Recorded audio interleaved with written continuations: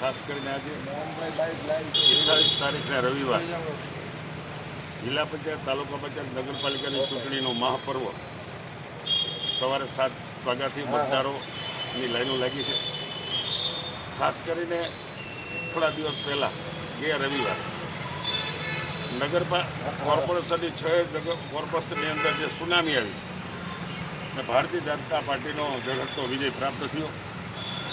એ જ રીતે જિલ્લા પંચાયત, તાલુકા પંચાયત અને નગરપાલિકા, રાજકોટ જિલ્લો હોય, મોરબી જિલ્લો હોય કે સૌરાષ્ટ્ર કે ગુજરાત હોય, તમામ જગ્યાએ ભારતીય જનતા પાર્ટીના ઉમેદવારો જંગી લીડથી જીતવાના છે તો મતદારોએ પણ મન બનાવી લીધું છે. ખાસ કરીને મોરબી નગરપાલિકા 52 સીટમાંથી 52 સીટ આવે એવી શક્યતા અત્યારે દેખાઈ રહી છે. એ જ રીતે જિલ્લા પંચાયતની અંદર પણ 24 સીટ આવે મોરબીમાં.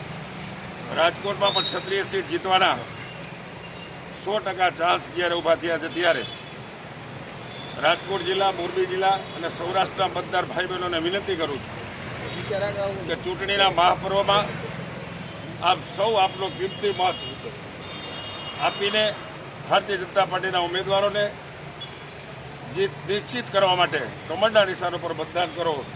એ સૌને મારી એક સાંસદ તરીકે અને ભારતીય જનતા પાર્ટીના કાર્યકર્તા તરીકે આપ સૌને મારી નમ્ર વિનંતી. મોહનભાઈ, શું માનો છો જે રીતના મહાનગરપાલિકાના જે 6 મહાનગરપાલિકાનું પરિણામ આવશે તેની સીધી અસર આમાં પણ જોવા મળશે? જે રીતના ખાસ કરીને જ્યારે મતદારો મન બનાવી લીધું ત્યારે,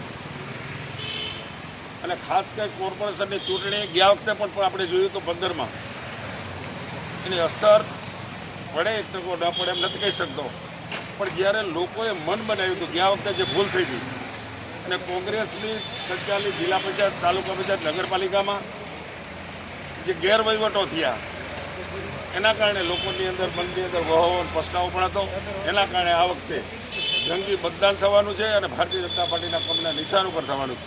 તો 100% એક ભારતીય જનતા પાર્ટીના કાર્યકર્તા તરીકે મને આત્મવિશ્વાસ છે. Thank you. ઓકે.